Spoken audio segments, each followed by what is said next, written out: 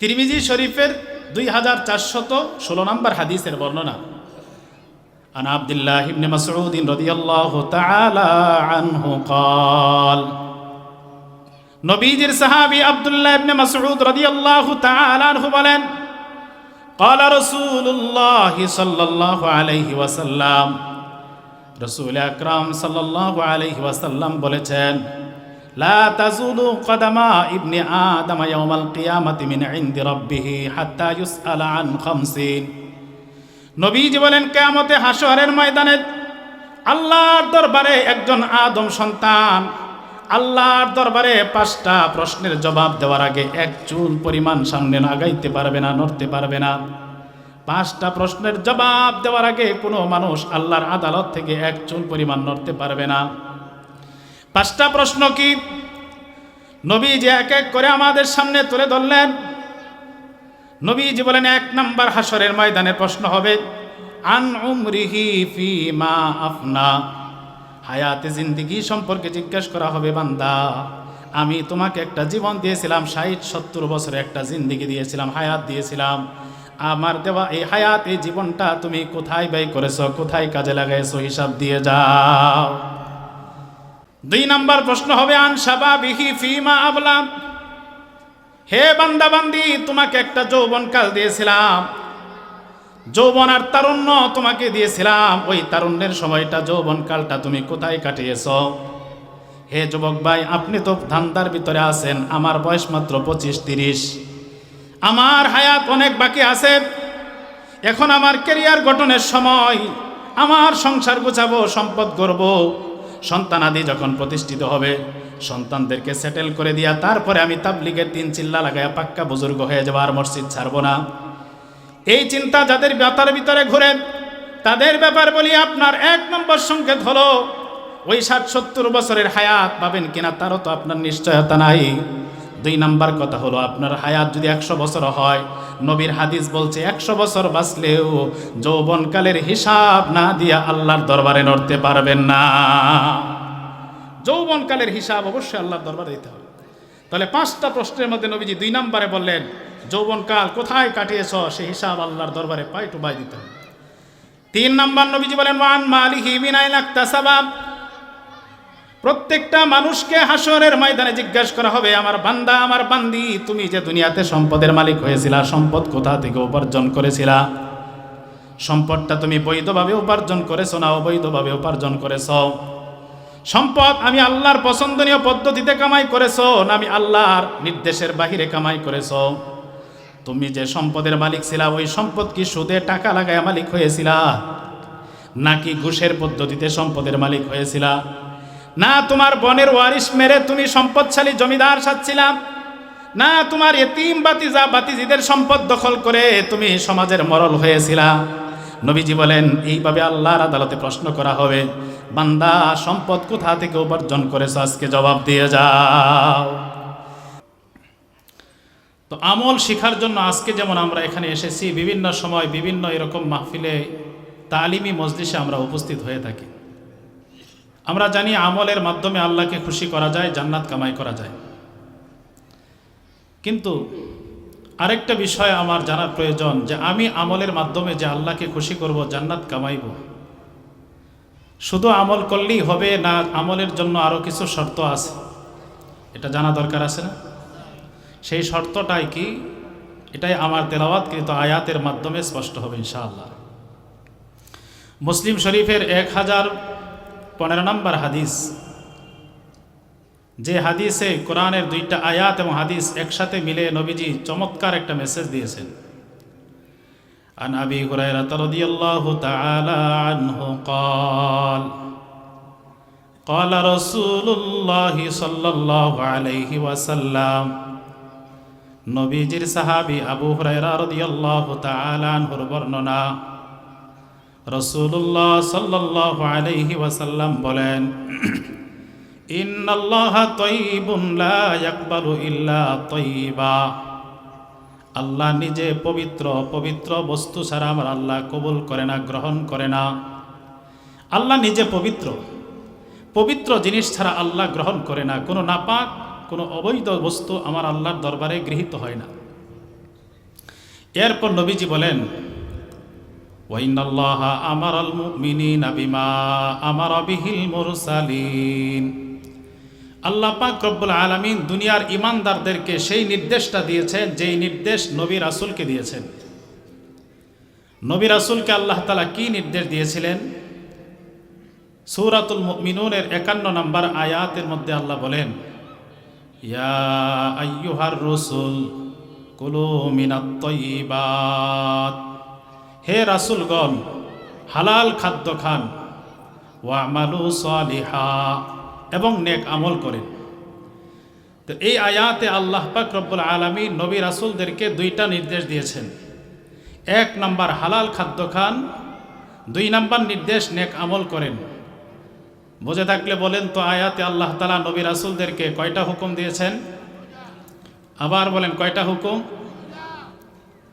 2টা হুকুম। 1 নাম্বার হলো হালাল খাদ্য খান, 2 নাম্বার হুকুম নেক আমল করেন। তো 2টা নির্দেশের মধ্যে 1 নম্বরে কি বলেছেন? নামাজ পড়ো, রোজা রাখো, হজ করো, যাকাত দাও, দান সদকা করো, ওয়াজ মাহফিল করো। 1 নম্বরে কি বলছে? হালাল খাবার। 1 নম্বর নির্দেশ হলো হালাল খাবার, 2 নম্বরে নির্দেশ ইবাদত আমল। এই ধারাবাহিকতা, এই পদ্ধতিতে নির্দেশ করা প্রমাণ করে আমল করার আগে হালাল খাদ্য। কারণ খাদ্য যদি হালাল না হয় ইবাদত করে কোনো লাভ হবে না। এই জন্য হাদিসের শুরুতে নবীজি বলছেন, আল্লাহ পবিত্র, পবিত্র বস্তু ছাড়া আল্লাহ কবুল করে না। আমি যদি হারাম খাবার দিয়ে আমার পেটটাকে নাপাক করে ফেলি, আমার শরীর নাপাক করে ফেলি, এই দেহ দিয়া সেজদা করলে সেজদাও আল্লাহর দরবারে কবুল হবে না। নবীদের প্রতি নির্দেশ হালাল খান, নেক আমল করেন। ইমানদারদের ব্যাপারে আল্লাহ কি বললেন? সূরাতুল বাকারার 172 নম্বর আয়াতে আল্লাহ বলেন, ইয়া আইয়ুহাল্লাযীনা আমানু কুলু মিন তাইয়্যিবাতি মা রাযাকনাকুম, হে ইমানদারগণ আমি তোমাদেরকে যে রিজিক দিয়েছি তার থেকে পবিত্র খাবার, পবিত্র রিজিক তোমরা ভক্ষণ করো। নবীদেরকেও বললেন হালাল খান। ইমানদারদের প্রতিও আল্লাহর নির্দেশ, আমি যা রিজিক দিয়েছি তার থেকে হালাল রিজিক তোমরা খাও। কেন খাবো? হালাল রিজিক না খাইলে ইবাদত করলে ইবাদত কবুল হবে না। হালাল রিজিক ছাড়া যে ইবাদত কবুল হয় না তার একটা দৃষ্টান্ত নবীজি হাদিসের পরের অংশে তুলে ধরছেন। আবু হুরায়রা বলেন, সুম্মা যাকারার রাজুলা ইউতিলুস সাফরা আশআসা আগবারা। নবীজির সাহাবী আবু হুরায়রা রাদিয়াল্লাহু তাআলা আনহু বলেন, 2টা আয়াত সামনে পেশ করার পর আল্লাহর নবী আবার একজন ব্যক্তি সম্পর্কে আলোচনা করলেন, যে ব্যক্তি দুর্পথ অতিক্রম করে দুলাই দূষরিত হয়ে আল্লাহর ঘর খানায়ে কাবার সামনে হাজির হয়ে গেল। ইয়ামুদ্দু ইয়াদাইহি ইলাস সামা, আল্লাহর ঘর খানায়ে কাবার সামনে আল্লাহর বান্দা উপস্থিত হইয়া 2টা হাত আসমানের দিকে উঁচু করে দিল। আর আসমানের মালিককে ডাকে, ইয়া রব্বি, ইয়া রব্বি, ইয়া রব্বি বলে আল্লাহকে ডাকতেছে আল্লাহর ঘর খানায়ে কাবার সামনে দাঁড়াইয়া। নবীজি বলেন, এই লোকটা দূর প্রান্ত থেকে সফর করে দুলই দূষরিত হয়ে আল্লাহর ঘরের সামনে দাঁড়ায় মালিককে ডাকে, হাত বাড়ায় ডাকে।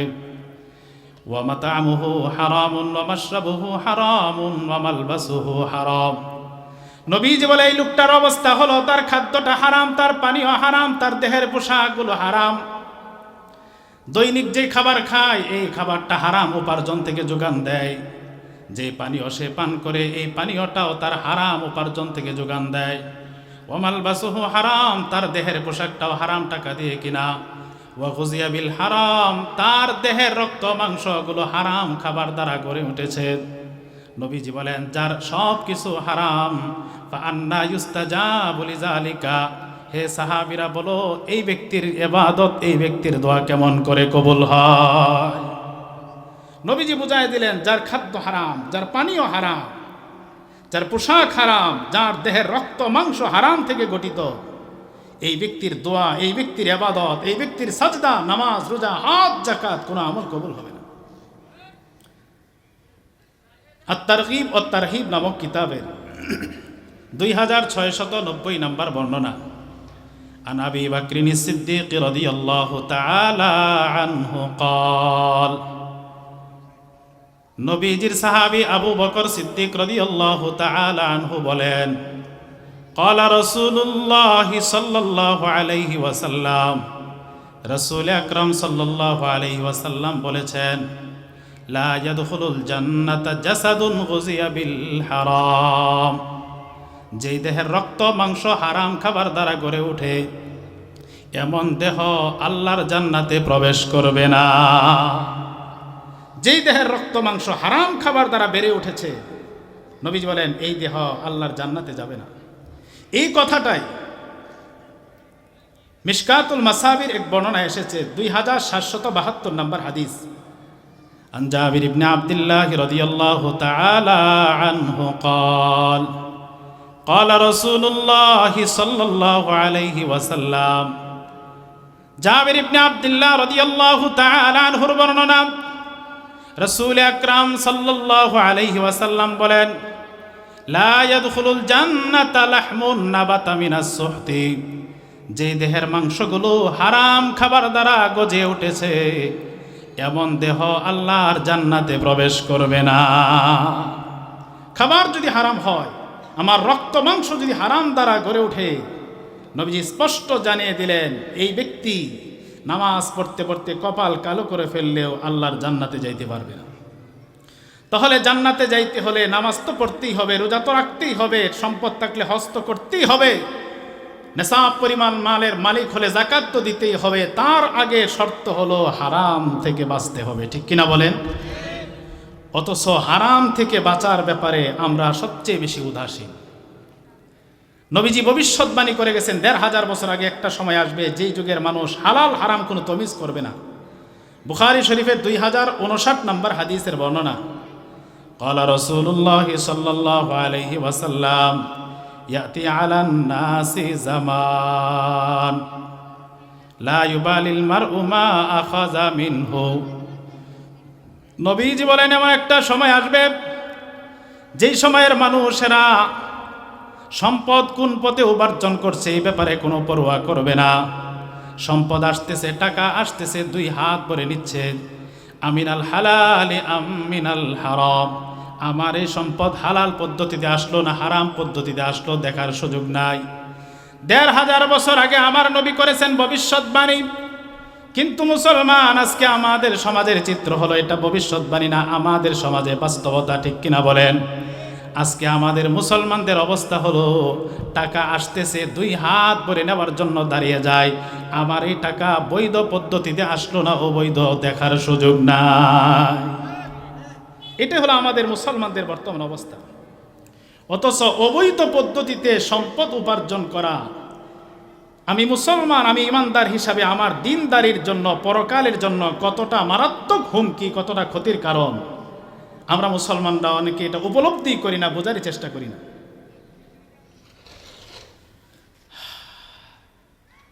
তিরমিজি শরীফের 2376 নম্বর হাদিসের বর্ণনা, আশ্চর্যজনক হাদিস। ক্বালা রাসূলুল্লাহ সাল্লাল্লাহু আলাইহি ওয়াসাল্লাম, মা যিবানি জাইআনি উরসিলা ফি গানামিন বিআফসাদা লাহা মিনাল মারই, রাসূলুল্লাহ সাল্লাল্লাহু আলাইহি ওয়াসাল্লাম বলেন, দুইটা ক্ষুধার্ত বাঘকে যদি ছাগলের পালের মধ্যে ছেড়ে দেওয়া হয়, মাঠের ভিতরে ছাগল বিচরণ করছে, ঘাস খাইতেছে, এমন মাঠের ভিতরে যদি দুইটা ক্ষুধার্ত বাঘ কয়েকদিন যাবৎ খাবার খায় না, এমন দুইটা বাঘকে যদি ছেড়ে দেওয়া হয়, নবীজি বলেন এই দুইটা বাঘ ছাগলের পালের ভিতরে ঢুকে যতটা না ক্ষতি করবে। একজন মানুষ যদি সম্পদের মোহে পড়ে যায়, সম্পদের লোভে পড়ে যায়, মিন হিরসিল মারই আলাল মালি ওয়াশ শারাফি লিদিনিহি, নবীজি বলেন একজন ব্যক্তি যদি সম্পদের লোভে পড়ে যায়, সম্পদ হালাল পথে আসলো না হারাম পথে আসলো দেখার যদি সুযোগ না থাকে, হালাল হারাম তমিজ করা ছাড়া দুই হাত ভরে যদি সম্পদ নিতে শুরু করে, অথবা ব্যক্তিরা যদি ক্ষমতার লিপ্সায় পড়ে যায়, ক্ষমতা বৈধভাবে নিচ্ছে না অবৈধভাবে দেখার সুযোগ নাই, নবীজি বলেন এই মানুষটা সম্পদের লোভ আর ক্ষমতার লোভ তার দিনদারিকে এত বেশি আক্রান্ত করে, এতটাই ক্ষতি করে দেয়, দুইটা ক্ষুধার্ত বাঘ ছাগলের পালেও তত ক্ষতি করতে পারে না। ছাগলের পালের মধ্যে ক্ষুধার্ত বাঘ ছেড়ে দিলে বাঘ কি মনে করেন যায় নামাজ নিয়ে নামাজে দাঁড়ায় যাবে? কি করবে? ছাগল রাখবে কোনোটা? খাইতে না পারলে সবগুলা মেরে ফেলবে। নবী বলছে এই ক্ষুধার্ত বাঘ একটা পালের ভিতরে ঢুকে ছাগলের যত না ক্ষতি করে, মানুষ যখন অবৈধ পন্থায় সম্পদ নেওয়ার জন্য হন্য হয়ে যায়, এই সম্পদের লোভ তার দিনদারিকে বাঘের চাইতেও বেশি ক্ষতি করে দেয়। এই জন্য সম্পদ উপার্জনের ক্ষেত্রে সতর্কতা দরকার আছে না নাই? আমি নামাজ পড়ি, আমার নামাজটা টিকাইতে হলে আমার সম্পদটা হালাল কিনা বিবেচনা করা দরকার আছে না নাই? নামাজ না টিকান, কিন্তু সম্পদ যদি আপনি অবৈধভাবে উপার্জন করেন, আপনার জীবনে যা উপার্জন করেছেন 1 টাকাও যদি জীবনে ইনকাম করে থাকেন, হালাল করেন আর হারাম করেন, হাসরের ময়দানে ওই 1 টাকার হিসাব আল্লাহর দরবারে দেওয়ার আগে 1 কদম সামনে নড়তে পারবেন না। তিরমিজি শরীফের 2416 নম্বর হাদিসের বর্ণনা। আন আব্দুল্লাহ ইবনে মাসউদ রাদিয়াল্লাহু তাআলা আনহু قال, নবীজির সাহাবী আব্দুল্লাহ ইবনে মাসউদ রাদিয়াল্লাহু তাআলা আনহু বলেন, قال رسول الله সাল্লাল্লাহু আলাইহি ওয়াসাল্লাম, রাসূল আকরাম সাল্লাল্লাহু আলাইহি ওয়াসাল্লাম বলেছেন, লা তাজুলু কদামা ইবনে আদম ইয়াউমাল কিয়ামাতি মিন ইনদি রাব্বিহি হাত্তা ইউসআলা আন খামসিন। নবীজি বলেন, কিয়ামতে হাসরের ময়দানে আল্লাহর দরবারে একজন আদম সন্তান আল্লাহর দরবারে 5টা প্রশ্নের জবাব দেওয়ার আগে 1 চুল পরিমাণ সামনে আগাইতে পারবে না, নড়তে পারবে না। 5টা প্রশ্নের জবাব দেওয়ার আগে কোনো মানুষ আল্লাহর আদালত থেকে 1 চুল পরিমাণ নড়তে পারবে না। 5টা প্রশ্ন কি? নবীজি এক এক করে আমাদের সামনে তুলে ধরলেন। নবীজি বলেন, 1 নম্বর হাসরের ময়দানের প্রশ্ন হবে আন উমরিহি ফিমা আফনা, হায়াতে জিন্দেগি সম্পর্কে জিজ্ঞেস করা হবে, বান্দা আমি তোমাকে একটা জীবন দিয়েছিলাম, 60-70 বছরের একটা জিন্দেগি দিয়েছিলাম, হায়াত দিয়েছিলাম, আমার দেওয়া এই হায়াত, এই জীবনটা তুমি কোথায় ব্যয় করেছো, কোথায় কাজে লাগাইছো, হিসাব দিয়ে যাও। 2 নম্বর প্রশ্ন হবে আন শাবাবিহি ফিমা আবলা, হে বান্দা বান্দি তোমাকে একটা যৌবনকাল দিয়েছিলাম, যৌবন আর তারুণ্য তোমাকে দিয়েছিলাম, ওই তারুণ্যের সময়টা, যৌবনকালটা তুমি কোথায় কাটিয়েছো? হে যুবক ভাই, আপনি তো ধান্দার ভিতরে আছেন, আমার বয়স মাত্র 25-30, আমার হায়াত অনেক বাকি আছে, এখন আমার ক্যারিয়ার গঠনের সময়, আমার সংসার গোছাবো, সম্পদ গড়ব, সন্তানাদি যখন প্রতিষ্ঠিত হবে, সন্তানদেরকে সেটেল করে দিয়া তারপরে আমি তাবলীগের 3 চিল্লা লাগায়া পাক্কা বুজুর্গ হয়ে যাবো, আর মসজিদ ছাড়বো না। এই চিন্তা যাদের মাথার ভিতরে ঘুরে, তাদের ব্যাপার বলি, আপনার 1 নম্বর সংকেত হলো ওই 60-70 বছরের হায়াত পাবেন কিনা তারও তো আপনার নিশ্চয়তা নাই। 2 নম্বর কথা হলো, আপনার হায়াত যদি 100 বছর হয়, নবীর হাদিস বলছে 100 বছর বাঁচলেও যৌবনকালের হিসাব না দিয়া আল্লাহর দরবারে নড়তে পারবেন না। যৌবনকালের হিসাব অবশ্যই আল্লাহর দরবারে দিতে হবে। তাহলে 5টা প্রশ্নের মধ্যে নবীজি 2 নম্বরে বললেন, যৌবনকাল কোথায় কাটিয়েছ, সেই হিসাব আল্লাহর দরবারে পাই টু পাই দিতে হবে। 3 নম্বর নবীজি বলেন, ওয়ান মালিহি মিন আইনা ইকতাসাবা, প্রত্যেকটা মানুষকে হাসরের ময়দানে জিজ্ঞাসা করা হবে, আমার বান্দা, আমার বান্দি, তুমি যে দুনিয়াতে সম্পদের মালিক হয়েছিলা, সম্পদ কোথা থেকে উপার্জন করেছিলা? সম্পদটা তুমি বৈধভাবে উপার্জন করেছো না অবৈধভাবে উপার্জন করেছো? সম্পদ আমি আল্লাহর পছন্দনীয় পদ্ধতিতে কামাই করেছো না আমি আল্লাহর নির্দেশের বাহিরে কামাই করেছো? তুমি যে সম্পদের মালিক ছিলা, ওই সম্পদ কি সুদে টাকা লাগায় মালিক হয়েছিলা, নাকি ঘুষের পদ্ধতিতে সম্পদের মালিক হয়েছিলা? না তোমার বোনের ওয়ারিশ মেরে তুমি সম্পদশালী জমিদার সাজছিলাম, না তোমার এতিম বাতিজা বাতিজিদের সম্পদ দখল করে তুমি সমাজের মরল হয়েছিলা? নবীজি বলেন, এইভাবে আল্লাহর আদালতে প্রশ্ন করা হবে, বান্দা সম্পদ কোথা থেকে উপার্জন করেছো, আজকে জবাব দিয়ে যাও। 4 নম্বর নবীজি বলেন, সম্পদ সম্পর্কে 4র্থ নম্বরের প্রশ্ন হবে, ওফিমা আনফাকাহু, বান্দা সম্পদটা কোথায় ব্যয় করেছো? সম্পদ উপার্জনের ব্যাপারে যেমন প্রশ্ন, সম্পদ কোথায় ব্যয় করেছে, কোথায় খরচ করেছে, সে সম্পর্কেও জিজ্ঞাসা করা হবে। এই সম্পদ আল্লাহ পাক আমাকে আপনাকে দিয়েছে, আমার আপনার মন চাই সম্পদ ব্যয় করতে পারবো না, যা ইচ্ছা তাই করতে পারবো না। আপনারা বলেন তো, সম্পদ ব্যয় করার জন্য ইসলামী শরীয়তে নির্দেশনা আছে না নাই? হাসরের ময়দানে জিজ্ঞাসা করা হবে, বান্দা তোমাকে যে আমি সম্পদ দিয়েছিলাম, সেই সম্পদ আমি আল্লাহর পছন্দনীয় পদ্ধতিতে খরচ করেছো না তোমার মন চাহি খরচ করেছো? হালাল জায়গায় ব্যয় করেছো না হারাম জায়গায় ব্যয় করেছো? হিসাব দিয়ে যাও। 5 নম্বর প্রশ্ন হবে, মাদা আমিলা ফিমা আলিমা, বান্দা দুনিয়াতে দিনের জ্ঞান যতটুকু শিখেছিলা, তোমার জ্ঞান অনুযায়ী এলেম অনুযায়ী কতটুকু আমল করেছ, যতটুকু শিখেছ সে অনুযায়ী আমল কত পার্সেন্ট করেছ, সে কথার জবাব আজকে দিয়ে যাও। নবীজি আমাদেরকে জানাইলেন এই হাদিসে, হাসরের ময়দানে এই 5টা প্রশ্ন হবে, তার মধ্যে 3 নাম্বার প্রশ্ন হলো সম্পদ কোথা থেকে উপার্জন করেছ, জবাব দিয়ে যাও। তাহলে যেভাবে ইচ্ছা সেভাবেই কি সম্পদ কামাই করা যাবে? সম্পদের ব্যাপারে সতর্ক থাকা চাই। এই জন্য রাসূল বলছেন সম্পদ হালালভাবেই উপার্জন করতে হবে। দুনিয়ার সম্পদ কামাই করা এটা অন্যায় না। সম্পদ উপার্জন করা, দুনিয়ার কাজকর্ম করা, ক্ষেত খামারে শ্রম দেওয়া বা ব্যবসা বাণিজ্য করা, চাকরি করা, এটা নিছক দুনিয়ার কাজ নয়, এটাও ইবাদত হতে পারে। ঠিক কিনা বলেন? আমার এই কাজগুলি আমার আল্লাহর নির্দেশ মোতাবেক যদি হয়, তাহলে আমার দুনিয়ার কাজটাও আল্লাহর ইবাদত বলে গণ্য হবে। এই জন্য রাসূলুল্লাহ সাল্লাল্লাহু আলাইহি ওয়াসাল্লাম বলেছেন, ক্বালা রাসূলুল্লাহ সাল্লাল্লাহু আলাইহি ওয়াসাল্লাম, তলাবু কাসবিল হালালি ফারিদাতুন বাদাল ফারিদা। নামাজ, রোজা, হজ, যাকাত ফরজ ইবাদত, এই সকল ফরজ ইবাদত পালন করার পর তলাবু কাসবিল হালাল, হালাল পদ্ধতিতে দুনিয়ার সম্পদ উপার্জন করাও আল্লাহর পক্ষ থেকে দেওয়ার একটা দায়িত্ব, জিম্মাদারি। আমরা যে দুনিয়াতে কাজকর্ম করি, ছেলে মেয়ের জন্য উপার্জন করি, স্ত্রী সন্তানের জন্য, নবীজি বলছেন এই উপার্জনের নির্দেশ আমার আল্লাহ দিয়েছে, তবে উপার্জনটা হতে হবে আল্লাহর ফরজ বিধান পালনের পর, নামাজ আদায়ের করার পর, রোজা রাখার পর। আগে আল্লাহর হুকুম পালন করো, এরপরে দুনিয়ার কাজকর্ম করো, তবে কাজকর্মটাও হতে হবে বৈধ পদ্ধতিতে, অবৈধ পন্থা অবলম্বন করা যাবে না। মোটামুটি যেই কয়টা হাদিস আপনাদের সামনে পেশ করলাম, এতে হালাল উপার্জনের গুরুত্বটা কিছুটা হলেও আমাদের বুঝে আসছে কিনা বলেন? এই আলোচনাগুলো আজকে আপনারা শুনেছেন না ইতিপূর্বেও শুনেছেন? আগের থেকে কিছু জানেন না যে হালাল খাইতে হবে, হালাল কামাই করতে হবে? হয়তো হাদিসগুলো শুনেন নাই, এই মাসআলাটা তো আপনারা জানেন, কিন্তু বাস্তবতা কি আমাদের সমাজের প্রত্যেকটা মানুষ কি হালাল উপায় করে, হালাল পদ্ধতিতে কাজকর্ম করে সম্পদ উপার্জন করে, না হারামও চলে?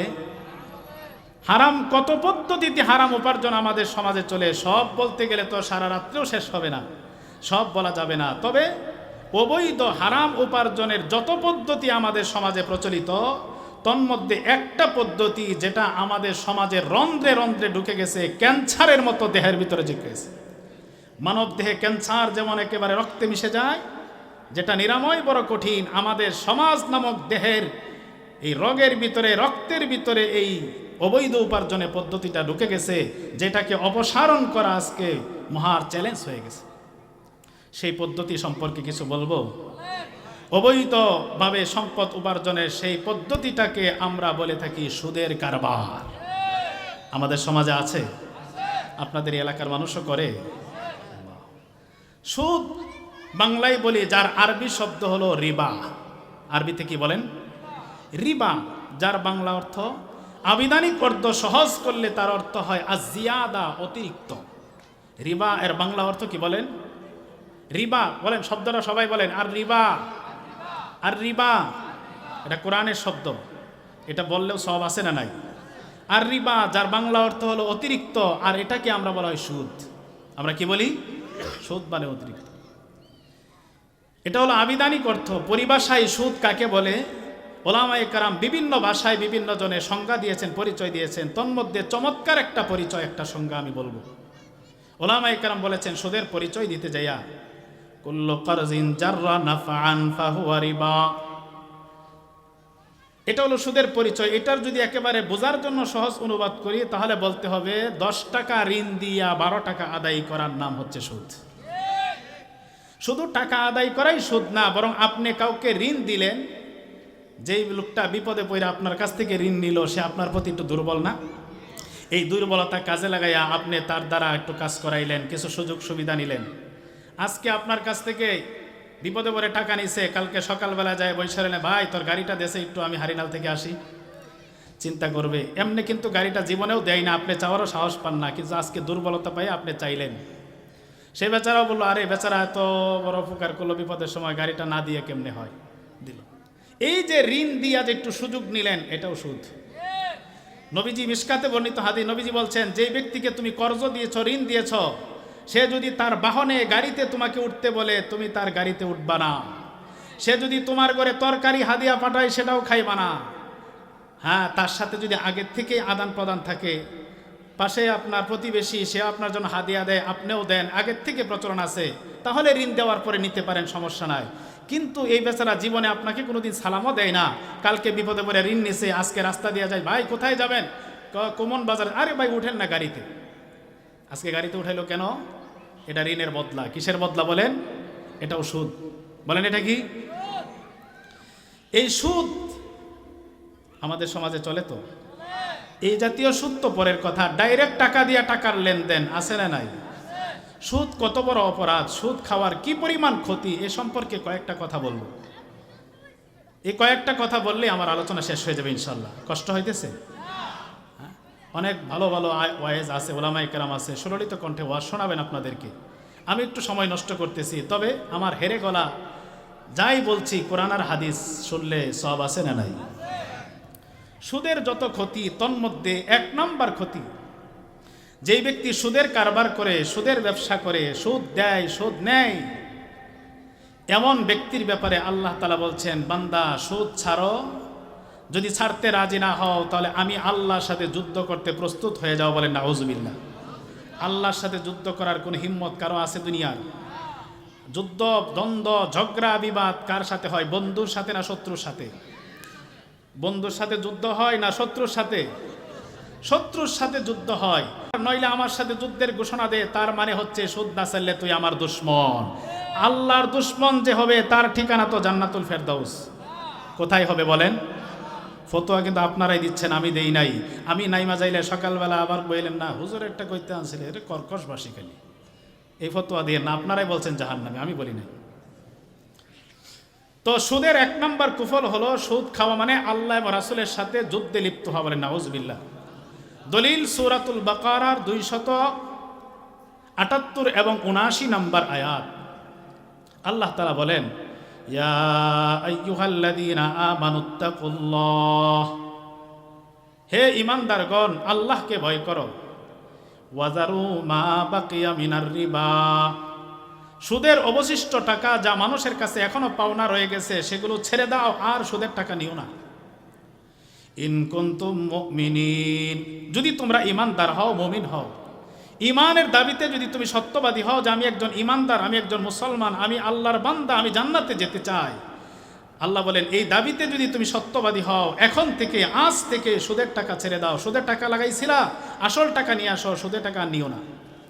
এই কথাটা, এই নির্দেশটা দিয়েছেন কে? আল্লাহ বলে, বান্দা তোমাকে সহজ ভাষায় বললাম সুদ ছেড়ে দাও, যদি আমার এই প্রস্তাব মানতে রাজি না হও, ফাইল্লাম তাফআলু, যদি এই কাজ না করো, সুদ না ছাড়ো, ফাজানু বিহারবিম মিনাল্লাহি ওয়া রাসূলি, তাহলে আল্লাহ এবং রাসূলের সাথে যুদ্ধের ঘোষণা দিয়ে দাও। বলেন নাউজুবিল্লাহ। সুদ ছাড়ো, যদি ছাড়তে না চাও তাহলে যুদ্ধের ঘোষণা দাও। কার সাথে? যুদ্ধের ঘোষণা আল্লাহর সাথে দেওয়া মানে নিজেকে জাহান্নামের লাকড়ি বানায় নেওয়া। তাহলে আয়াত থেকে পাইলাম সুদ খাওয়া মানে জাহান্নাম নিজের জন্য লাজেম করে নেওয়া। ঠিক কিনা বলেন?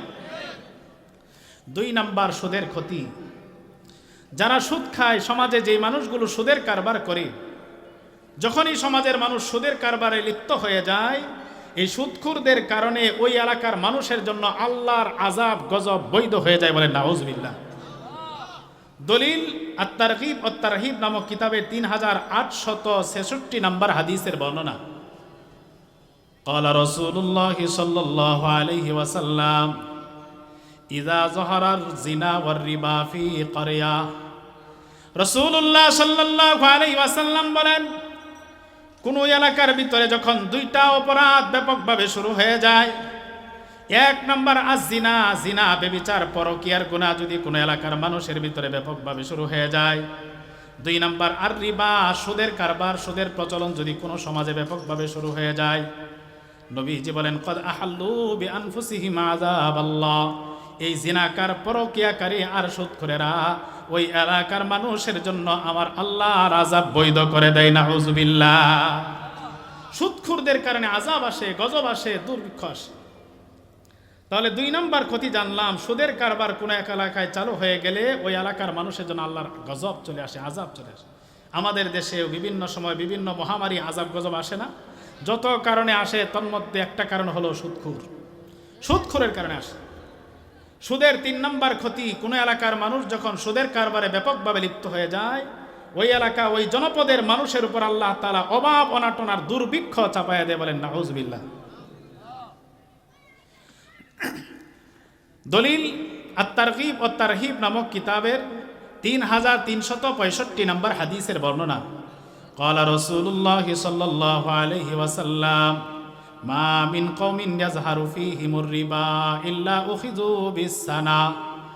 রাসূলুল্লাহ সাল্লাল্লাহু আলাইহি ওয়াসাল্লাম বলেন, যে এলাকার ভিতরে সুদের প্রচলন ব্যাপক হয়ে যাবে, সমাজের মানুষগুলো যখন সুদে কারবারে লিপ্ত হয়ে যাবে, যখন মানুষ সুদের লেনদেন করতে শুরু করে দিবে, আল্লাহ নবী বলেন ওই এলাকা ওই জনপদের মানুষদেরকে আমার আল্লাহ অভাব অনাটন আর দুর্ভিক্ষ নামক আযাব চাপায়া দিবে। এই হাদিসের পরে আল্লাহ নবী আরেকটা কথা বলেন, ওমা মিন কওমিন ইয়াজহারু ফীহিমুর রিশা। আর যেই দেশের মানুষের মধ্যে ঘুষের প্রচলন, ঘুষের আদান প্রদান বেড়ে যাবে, ওই এলাকার মানুষগুলো পুরুষগুলো দিন দিন ভীত আর কাপুরুষ হয়ে যাবে। যেই দেশের ভিতরে ঘুষের প্রচলন হয়ে যাবে, ঘুষ অবাধে চলবে অফিসে, ওই দেশের মানুষগুলো দিন দিন সাহস হারা হয়ে যাবে, কাপুরুষে পরিণত হয়ে যাবে। তাহলে এই হাদিস থেকে জানলাম সুদের কুফল, সুদের কারণে অভাব অনাটন দুর্ভিক্ষ আসে, দ্রব্যমূল্যের ঊর্ধ্বগতি হয়ে যায়। আমাদের দেশে বর্তমান চলছে কিনা বলেন? যত কারণে দ্রব্যমূল্যের ঊর্ধ্বগতি নবীর হাদিস প্রমাণ করছে সুদের কারবারের কারণে। আল্লাহ তাআলা সুদ থেকে বাঁচার তৌফিক দান করেন। 4 নম্বর সুদের ক্ষতি, সামান্য পরিমাণ সুদ খাওয়া। 1 দিরহাম বা 1 টাকা পরিমাণ সুদ খাওয়া 36 বার জিনা ব্যভিচার করার চাইতেও মারাত্মক গুনাহ, বলেন নাউজুবিল্লাহ। দলিল আত-তারগীব ও তারহিব নামক কিতাবের 2861 নম্বর হাদিসের বর্ণনা। ক্বালা রাসূলুল্লাহ সাল্লাল্লাহু আলাইহি ওয়াসাল্লাম দিরহামু রিবা ইয়াকুলুহুর রাজুলু ওয়া হুয়া ইয়ালাম। নবীজি বলেন, কোনো মানুষ যদি জেনে শুনে জানা বোঝার পরেও 1 টাকা পরিমাণ সুদ খায়, আওয়াজ করে বলেন কয় টাকা পরিমাণ? সবাই বলেন কয় টাকা পরিমাণ? নবীজি বলেন সুদ হারাম এই বিধান জানার পরেও যদি কোনো মানুষ 1 টাকা পরিমাণ সুদ খায়, এই 1 টাকা পরিমাণ সুদ খাওয়া আসাদ্দু মিন সিত্তাতিন ওয়া সালাসিনা জিনা, 36 বার পর নারীর সাথে ব্যভিচারে লিপ্ত হওয়ার চাইতেও মারাত্মক গুনাহ। এ মুসলমান ভালোভাবে বুঝেন, এই এলাকার একটা যুবক যদি পাশের গ্রামের একটা যুবতী মেয়ের সাথে অনৈতিক কাজে লিপ্ত হয়, আর যুবক যুবতী একই ঘরে অবৈধ কাজের ভিতরে যদি ধরা খেয়ে যায়, সমাজের মানুষ ওই যুবকের সাথে বয়কট করে, তার বাবা মার সাথে বয়কট করে, সমাজ থেকে তাদেরকে বহিষ্কার করে দিতে চায় কি চায় না বলেন? মুসলমান বুঝার বিষয় হলো, এই ছেলেটা মাত্র একদিন একটা মেয়ের সাথে অপকর্মে লিপ্ত হয়েছে, এই কারণে যদি তার সাথে বয়কট করতে হয়, নবীর হাদিস বলছে যে 1 টাকা সুদ খাইলো সে তো 36 বার জিনা করার চাইতে মারাত্মক অপরাধ করলো। এবার আপনারাই সমাধান দিবেন এই লোকের সাথে কেমন আচরণ করা যায়। 1 টাকা সুদ একদিন জিনা করলে যদি বয়কট হয়, যে সুদের কারবার অহরহ করছে, কত হাজারবার জিনার গুনাহ করছে, তার সাথে আচরণটা কেমন? বিয়ায় আর দুস্থ পারতে হবে, ঠিক না? আল্লাহ বুঝার তৌফিক দান করেন। 5 নম্বর ক্ষতি বলবো, ইবনে মাজাহ শরীফের 2274 নম্বর হাদিসের বর্ণনা। হাদিসটা শোনার আগে একটু আমি জানতে চাই, আমরা যারা এখানে বসছি কারা কারা মায়ের সন্তান? একটু হাত উঁচু করেন। মায়ের মাধ্যমে যারা দুনিয়াতে আসছে, সবাই তো মায়ের মাধ্যমে আসছে, ঠিক কিনা বলেন? মা ছাড়া দুনিয়াতে আসছেন একজন, তিনি কে বলেন? আদম আলাইহিস সালাম। আর দুনিয়ার প্রত্যেকটা আমার হাত উঁচু করে রাখেন, কেউ নামাইবেন না। হাদিস শুনেন, যারা মায়ের সন্তান কান খুলে হাদিস শুনেন। ক্বালা রাসূলুল্লাহ সাল্লাল্লাহু আলাইহি ওয়াসাল্লাম আর রিবা 70 হুবা। রাসূলুল্লাহ সাল্লাল্লাহু আলাইহি ওয়াসাল্লাম বলেন সুদের 70টা গুনাহ। আওয়াজ করে বলেন সুদের কয়টা গুনাহ? নবীজি বলেন সুদের 70টা গুনাহ আছে। আইসারুহা, ওই 70 গুনার মধ্যে সবচেয়ে ছোট এবং সহজ গুনাহ আইয়ানকিহার রাজুল উম্মা, সুদখোর আপন মায়ের সাথে ব্যভিচারে লিপ্ত হওয়া। এ মুসলমান, নিজের মায়ের সাথে অপকর্ম করতে পারবেন? আদৌ কি সম্ভব হবে? নবীজি বলছেন যদি সুদ খাও তাহলে তোমার মায়ের সাথে অপকর্ম করে। আপনারাই বলছেন মায়ের সাথে অপকর্ম সম্ভব না, তাহলে কি সুদ খাওয়া যাবে? আরও কি সুদ খাবেন? এই জান্নাতের হাত নামান, জান্নাতের বাগানে বসে আল্লাহর কাছে বলেন, আয় আল্লাহ, এতদিন হাদিসগুলো শুনি নাই, জানি নাই, ওগো আল্লাহ, আজকে এই কুমন বাজার মাহফিল আয়েশা নবীর হাদিসটা শুনে গেলাম। আয় আল্লাহ, অতীতে ভুল করছি, আর করতে চাই না। আয় আল্লাহর জীবনের সুদের খাতায় নাম লেখাইব না, আমাকে তৌফিক দাও। দোয়াটা করা যাবে না? সবাই বলেন আমিন। আল্লাহ আমাদের সকলকে কবুল করবেন, আমিন। সুদের গুনার মধ্যে 5টা গুনাহ বললাম। 6 নাম্বার, সুদের কারবার মানুষকে ধ্বংস করে দেয়, দুনিয়াতেও ধ্বংস করে, আখেরাতে চূড়ান্তভাবে ধ্বংস, জাহান্নামে পাঠাবে। বলেন নাউজুবিল্লাহ। দলিল বুখারী শরীফের 2766 নম্বর হাদিসের বর্ণনা। ক্বালা রাসূলুল্লাহ সাল্লাল্লাহু আলাইহি ওয়াসাল্লাম ইজতানিবুস সাবআল মুবিকাত। রাসূলুল্লাহ সাল্লাল্লাহু আলাইহি ওয়াসাল্লাম সাহাবায়ে কেরামের সামনে বসে সাহাবীদেরকে বললেন, এ আমার সাহাবীরা, ইজতানিবুস সাবআল মুবিকাত, 7টা ধ্বংসকারী গুনাহ থেকে তোমরা বাঁচো, নিজেদেরকে বাঁচাও। বলেন কয়টা গুনাহ থেকে বাঁচতে বলেছেন? নবী কি শুধু সাহাবীদেরকে বলছে না, আমাদেরকেও বলেছে? আমাদেরকে এই গুনাহগুলো থেকে বাঁচার ইচ্ছা আছে নাকি? তাহলে যদি ইচ্ছা থাকে মনোযোগ দিয়ে 7টা গুনার কথা শুনেন। সাহাবায়ে কেরাম প্রশ্ন করলেন, মা হুন্না ইয়া রাসূলুল্লাহ, ওগো নবী, ধ্বংসকারী 7টা গুনাহ কি? নবীজি এক এক করে বলতে শুরু করলেন। 1 নাম্বার নবীজি বলেন, আশশিরকু বিল্লাহ, সবচেয়ে ধ্বংসকারী বড় গুনার নাম হলো আল্লাহর সঙ্গে শরীক করা। ধ্বংসকারী 7টা গুনার মধ্যে 1 নাম্বার নবীজি বলেন আল্লাহর সাথে অংশীদার সাব্যস্ত করা। 2 নাম্বার নবীজি বলেন ওয়াসসিহির, জাদু করা। জাদু টুনা করে যুবক যুবতীদের বিবাহ আটকায় দেয়, মানুষকে বান মারে, মেরে ফেলে। এই জাতীয় জাদুবিদ্যা আমাদের সমাজে চলে কিনা? নবীজি বলেন যেই মানুষটা জাদু করে অথবা অন্যের থেকে জাদু গ্রহণ করে, উভয়ের জন্য দুনিয়াতেও ধ্বংস, আখিরাতেও ধ্বংস। 3 নাম্বার নবীজি বলেন কতলুন নাফসিল্লাতি হারামাল্লাহু ইল্লা বিল হক, অন্যায়ভাবে নিরপরাধ কোনো মানুষকে হত্যা করা। অন্যায়ভাবে নিরপরাধ কোনো মানুষকে হত্যা করা ধ্বংসকারী অপরাধ। 4 নাম্বার নবীজি বলেন আকলুর রিবা, সুদ খাওয়া, সুদের কারবার করা ধ্বংসকারী গুনাহ। বলেন কি করা ধ্বংসকারী গুনাহ? আওয়াজ করে বলেন। সবাই বলে না। যারা এই কারবারে লিপ্ত তাদের মুখ বুঝি বন্ধ। কষ্ট লাগতেছে? শেষ করে দিই। তাহলে 4 নম্বর নবীজি বলছেন সুদ খাওয়া ধ্বংসকারী গুনাহ। যে সুদ খায় দুনিয়াতে তার জীবন অস্থির পেরেশান, শান্তি আসবে না, সুখ আসবে না, ছেলে মেয়ে ভালো হবে না, আর পরকালে চূড়ান্তভাবে ধ্বংস করবে, জাহান্নামে পর্যন্ত পৌঁছাবে। 5 নম্বর নবীজি বলেন আকলু মালিল ইয়াতীম, ইয়েতিমের সম্পদ ঘুরায় পেছায় লুটে পুটে খাওয়া ধ্বংসকারী অপরাধ। 6 নম্বর নবীজি বলেন ওয়াত্তাওয়াল্লি ইয়াউমাজ যাহাব, হক বাতিলের লড়াই যদি শুরু হয়ে যায়, জিহাদের ময়দানে যুদ্ধ যদি কায়েম হয়ে যায়, জিহাদের ময়দান থেকে পালিয়ে যাওয়া ধ্বংসকারী অপরাধ। 7 নম্বর নবীজি বলেন কাযফুল মুহসানাতিল মুমিনাতিল গাফিলাত, কোন সতী সাদী নারীকে জিনা ব্যভিচারের অপবাদ দেওয়া ধ্বংসকারী অপরাধ। আপনাদের গ্রামে সলিমউদ্দিন নামে এক ব্যক্তি, তার একটা সুন্দরী মেয়েটা বড় ভালো, মেধাবী এবং পরহেজগার, পর্দার ভিতরে থাকে। চিন্তা করলেন সলিমউদ্দিন মেয়েটা সুন্দরী, আবার বড় ভদ্র, পর্দাশীল, দিনদার। এই মেয়েটা যদি আমার ছেলের জন্য আনতে পারি, আমার পরিবারটা সুন্দর হবে। সলিমউদ্দিন মেয়ের জন্য আপনার ছেলের পক্ষে আপনি প্রস্তাব দিলেন। সলিমউদ্দিন তার মেয়েটা আপনার বাড়িতে দিতে রাজি হইল না। সলিমউদ্দিন গরিব মানুষ, আপনি এলাকার মাতাব্বর, গরিব একজন মানুষ হয়ে আমার ছেলের কাছে মেয়ে বিয়ে দিল না। আপনার গায়রত, আত্মমর্যাদায় লেগে গেল। মনের ভিতরে হিংসার আগুন জ্বলতেছে, কাউকে বলতেও পারেন না, কারণ বলাও তো অপমান। কারণ নিচু হয়ে আমার ছেলের কাছে বিয়ে দেয় না, এটা বলাও লজ্জা। আপনি কারো কাছে বলতে পারেন না, মনের ভিতরে জিদ আর হিংসা। 3 দিন পরেই দেখেন আপনাদের এলাকার রাস্তা দিয়া অপরিচিত 2টা লোক হাঁটে।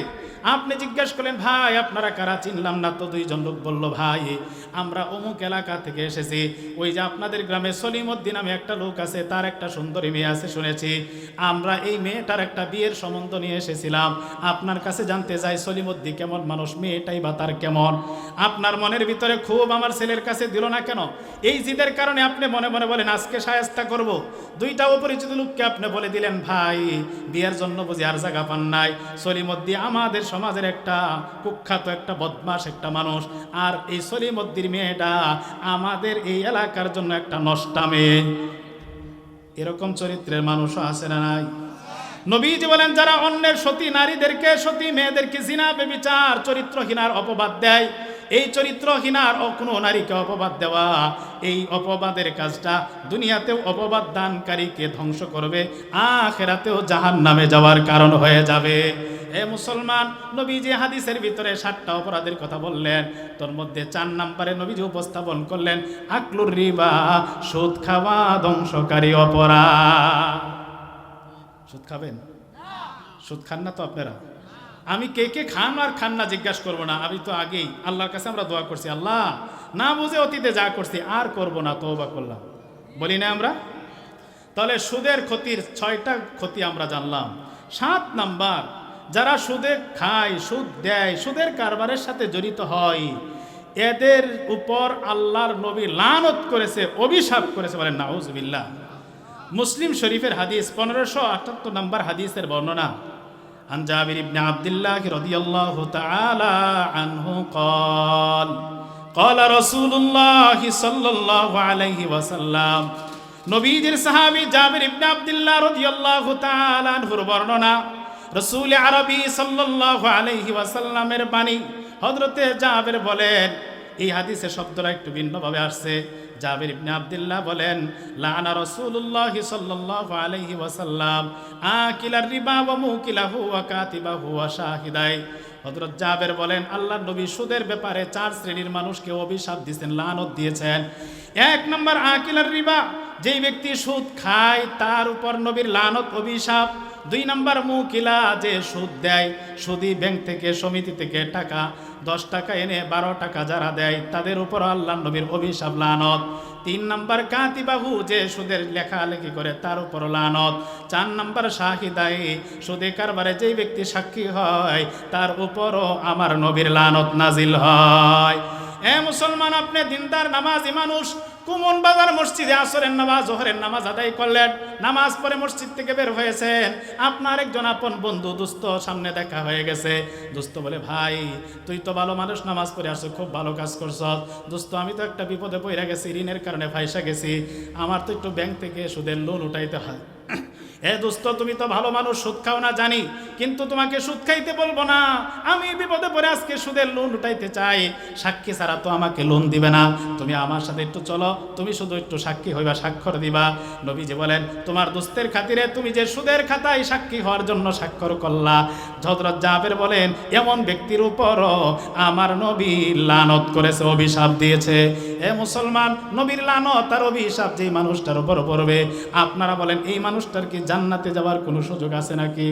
হে মুসলমান, অতীতে যদি করে থাকেন, নবীজি বলছেন, আত-তাইবু মিনাজ যামবি কামাল্লা যামবালা, অতীত গুনাহ করার পর যার অন্তরের ভিতরে অনুশোচনা জাগ্রত হয়, তওবা করে ফেলে, আল্লাহ অতীতে যা করেছে আর জীবনে করব না, এই কথা বলে ভবিষ্যতে না করার যদি সংকল্প করে আর বাস্তবে যদি গুনাহটা ছেড়ে দেয়, এই ব্যক্তি এমন নিষ্পাপ হয়ে যায়, মায়ের গর্ভ থেকে যেদিন নিষ্পাপ হয়ে আসছিল, তওবা করার পরেও এই বান্দা তেমন নিষ্পাপ হয়ে যায়। এই জন্য টেনশনের কোনো কারণ নাই। যারা অতীতে সুদের কারবার করেছেন, তওবা করে নেন, আপনিও নিষ্পাপ হয়ে যাবেন। আল্লাহ তাআলা আমাদের সবাইকে তওবা নসিব করেন। তাহলে সুদের 7টা ক্ষতি শুনলাম। 8 নাম্বার ক্ষতি, এগুলো ক্ষতিগুলো মরণের পরের ক্ষতিগুলো এখন বলবো। যারা দুনিয়াতে সুদের কারবার করবে, সুদ লেনদেন করবে, সুদ খাবে, সুদ আনবে, নিবে, নবীজি বলছেন এই শ্রেণীর মানুষের মরণের পরে 2 ধরনের শাস্তি আমাকে দেখানো হয়েছে। একটা শাস্তির ব্যাপারে নবীজি ইবনে মাজার 2273 নম্বর হাদিসে বলেছেন, قال رسول الله صلى الله عليه وسلم مررت ليلة أسري بي على قوم بطونهم كالبيوت। রাসূলুল্লাহ সাল্লাল্লাহু আলাইহি ওয়াসাল্লাম বলেন, মেরাজের রাতে আমি এক শ্রেণীর মানুষের পাশ দিয়ে গেলাম, আমি তাকায় দিই, মানুষগুলার এক একজনের পেট বিশাল বড় বড় বাড়ির মতো দেখা যায়, 5-10 তলা বাড়ি যত বিশাল বড় হয়ে থাকে। নবীজি বলেন, এক একটা মানুষের পেট এত বিশাল বড় করে দেওয়া হয়েছে। আপনারা বলেন, একটা মানুষের পেট যদি এত বড় হয়, এই মানুষটা কি নড়তে চড়তে পারবে, হেলতে দুলতে পারবে? এই পেটটাকে তার জন্য গজব না, মহা বিপদের কারণ। নবীজি বলে, এখানেই শেষ না, আমি তাকায় দেখি ফিহাল হাইয়াত, ওই পেটের ভিতরে নানা রকমের বিষাক্ত সাপ কিলমিল কিলমিল করতেছে আর তাকে সবল মারতেছে। তোরা মিন খারিজি বুতুনিহিম, পেটের বাহির থেকে তাকায় দেখা যায় পেটের ভিতরে বিষাক্ত সাপ। বিশাল পেটের কারণে সাপের সবল খাইয়া লোকটা উঠতেও পারে না, নড়তেও পারে না, দৌড়ও দিতে পারে না, চিকিৎসাও নিতে পারে না। নবীজি বলেন এই মানুষগুলো এত ভয়ঙ্কর শাস্তি কেন হয়? এই দৃশ্য দেখে আমি অবাক হয়ে গেলাম। আমি জিজ্ঞাসা করলাম, ভাই জিব্রাইল, এই মানুষগুলোর এত ভয়ঙ্কর শাস্তি কেন হয়? জিব্রাইল আমাকে জবাব দিলেন, ইয়া রাসূলুল্লাহ, হাউলাই আকালাতুর রিবা, এই মানুষগুলো দুনিয়াতে সুদের কারবার করতো, সুদ খাইতো, এই জন্য মরণের পর থেকেই কঠিন শাস্তি শুরু হয়েছে। হাসর কায়েম হওয়া পর্যন্ত এমন কঠিন শাস্তি চলতে থাকবে। এই ছিল সুদের ব্যাপারে 8 নাম্বার ক্ষতি। 9 নাম্বার নবীজি বলেন মরণের পরে সুদখোরদের শাস্তির ব্যাপারে আমি নবীকে আরেকটা চিত্র, আরেকটা দৃশ্য দেখানো হয়েছে। বুখারী শরীফের বর্ণনা, ক্বালা রাসূলুল্লাহ সাল্লাল্লাহু আলাইহি ওয়াসাল্লাম, রাআইতুল লাইলাতা রাজুলাইনি আতায়ান ফাআখাযা বিয়াদি। নবীজি বলেন গত রাত্রে আমি স্বপ্ন যুগে দেখতে পাইলাম 2 জন মানুষ আমার কাছে আসলো। আখাযা বিয়াদি, 2 মানুষ আমার 2 হাতের ভিতরে ধরলো। ফাখরাজানি ইলাল আরদিল মুকাদ্দাসা, হাতে ধরে আমাকে একটা পবিত্র জমিনের ভিতরে নিয়ে গেল। ওই পবিত্র জমিনে যাওয়ার পর আমাকে অনেকগুলো দৃশ্য দেখানো হলো। তন্মধ্যে একটা দৃশ্যের ব্যাপারে আল্লাহ নবী বলেন, চলতে চলতে হাত্তা আতাইতু আলা নাহরি মিন দামিন, হাঁটতে হাঁটতে আমরা একটা রক্তের নদীর পাশে গেলাম, নদীতে থাকে পানি। নবী বলে আমি আশ্চর্য হয়ে গেলাম, ওই নদীর ভিতরে পানির পরিবর্তে শুধু রক্তের ঢেউ খেলতেছে। আল্লাহ নবী বলেন, ওয়াফি ওয়াস্তিন নাহারি রাজুলুন কাইমুন, রক্তের নদীর মাঝখানে একটা লোক দাঁড়িয়ে আছে। ওয়াফি শাত্তিহা রাজুলুন, আবার নদীর কিনারায় আরেকটা লোক দাঁড়ানো আছে। বাইনা ইয়াদাইহা হিজারা, কিনারায় থাকা লোকটার সামনে অনেকগুলো পাথর। রক্তের নদীর মাঝখানে দাঁড়ায় থাকা লোকটা নদী থেকে উঠার জন্য কিনারার দিকে যখনই আসে, রমা বিহাজারিন ফি ফিহি, কিনারার লোকটা একটা পাথর নিয়ে ওই লোকটার মুখের ভিতরে মেরে দেয়। পাথরের আঘাত খাইয়া লোকটা আবার তার নদীর মাঝখানে চলে যায়। কিছুক্ষণ পর লোকটা আবার নদী থেকে উঠতে যায়, আবার একটা পাথর মেরে দেওয়া হয়, লোকটা আবার নদীর মাঝখানে চলে যায়। নবীজি বলেন আমি দেখি আবার লোকটা উঠতে চাই, আবার একটা পাথর মারা হয়। যতবার উঠতে চায় তাকে পাথর মেরে মুখ থেতলিয়ে দিয়ে মাঝখানে পাঠায় দেওয়া হয়। নবী বলেন এই কঠিন সাজা দেখে আমি অবাক হয়ে গেলাম। জিব্রাইলকে জিজ্ঞাসা করলাম, হে ভাই জিব্রাইল, এই লোকটার কি অপরাধ, এমন কঠিন সাজা কেন হয়? জিব্রাইল জবাব দিলেন, ইয়া রাসূলুল্লাহ, এই লোকটা দুনিয়াতে সুদের কারবার করতো, সুদের খাতা নিয়ে দৌড়াইতো, এই কারণে মরণের পর থেকে সাজা শুরু হয়েছে, হাসর পর্যন্ত সাজা চলতেই থাকবে। এই ছিল মুসলমান সুদের ব্যাপারে 9 নাম্বার ক্ষতি। এবার আর 3টা ক্ষতি বলে শেষ করে দিব। 10 নম্বর সুদের ক্ষতির ব্যাপারে কোরআনুল কারীমের সূরাতুল বাকারার 275 নম্বর আয়াতে আল্লাহ তাআলা জানিয়েছেন, দুনিয়াতে যে মানুষগুলো সুদের লেনদেন করবে, সুদের কারবার করবে, কিয়ামতে হাসরের ময়দানে যখন এরা উঠবে তখন এদের চিত্র হবে এমন যেন জিন শয়তানে তাদেরকে আসর করে পাগল বানিয়ে দিয়েছে। আল্লাহ পাক বলেন, আল্লাযীনা ইয়াকুলুনার রিবা লা ইয়াকুমুনা ইল্লা কামা ইয়াকুমুল্লাযী ইয়াতাখাব্বাতুহুশ শাইতানু মিনাল মাস। আল্লাহ পাক বলেন দুনিয়াতে যারা সুদ খাবে, সুদের কারবারের সাথে জড়িত হবে, হাসরের ময়দানে এরা যখন উঠবে, লা ইয়াকুমুনা ইল্লা কামা ইয়াকুমুল্লাযী ইয়াতাখাব্বাতুশ শাইতানু মিনাল মাস, হাসরের ময়দানে যখন উঠবে তাদের অবস্থা এমন হবে যেন জিন শয়তানে আসর করে তাদেরকে বিকারগ্রস্ত অর্থাৎ পাগল বানিয়ে দিয়েছে। পাগলের মতো প্রলাপ করতে করতে চেঁচাইতে চেঁচাইতে হাসরের ময়দানে উঠবে। হাসরবাসী তাকায় দেখবে এটা সুদখোর ছিল দুনিয়াতে, এই জন্যই সাজা চলছে। এই ছিল মুসলমান সুদের ক্ষতির মধ্যে 10 নম্বর ক্ষতি।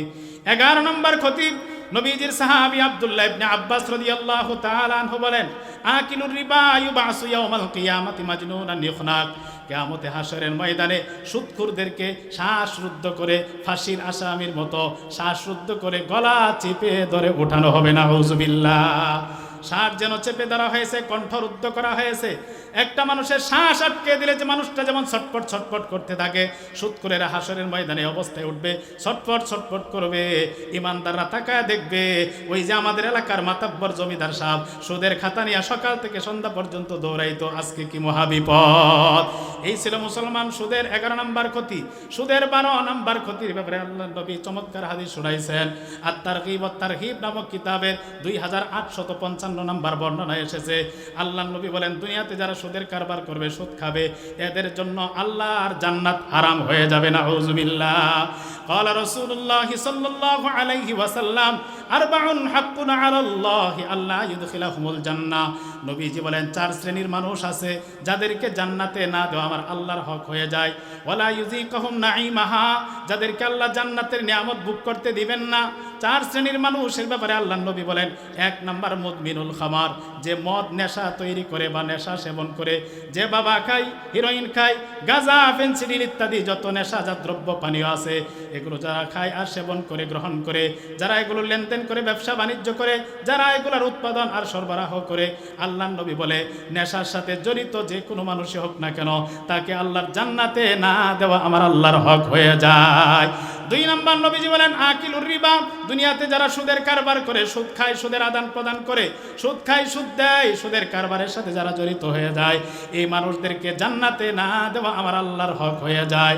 3 নাম্বার নবীজি বলেন আকিলু মালিল ইয়াতীম, যেই মানুষটা দুনিয়াতে ইয়াতীমের সম্পদ মেরে খায়, এই মানুষটাকেও জান্নাতে না দেওয়া আমার আল্লাহর হক হয়ে যায়। 4 নাম্বার নবীজি বলেন আকুলি ওয়ালিদাই, যেই সন্তান মা বাবার অবাধ্য হয়ে যায়, সন্তান মা বাবার কথা শুনে না, এমন সন্তানকেও জান্নাতে না দেওয়া আমার আল্লাহর হক হয়ে যায়। হক হয়ে যাওয়ার অর্থ হলো যারা এই 4টা অপরাধের সাথে জড়িত হবে, এই মানুষগুলোকে আমার আল্লাহ কোনোদিন জান্নাতে দিবে না।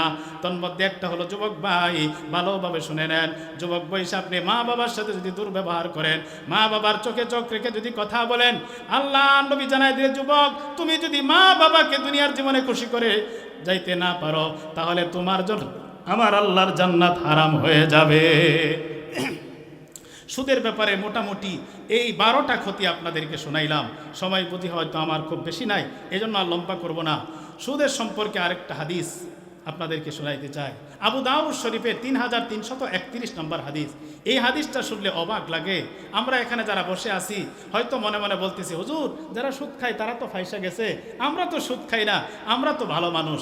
কিন্তু আপনি নিজেকে যতই ভালো মনে করেন, আপনি যত বড় নামাজি হন না কেন, আমি আপনি কেউ, হুজুর বলেন, পিসাব বলেন, কেউ আজকে সুদ থেকে বাঁচতে পারে না। ইচ্ছাই হোক অনিচ্ছাই হোক, সুদ আমার আপনার পেটে ঢুকেই যায়।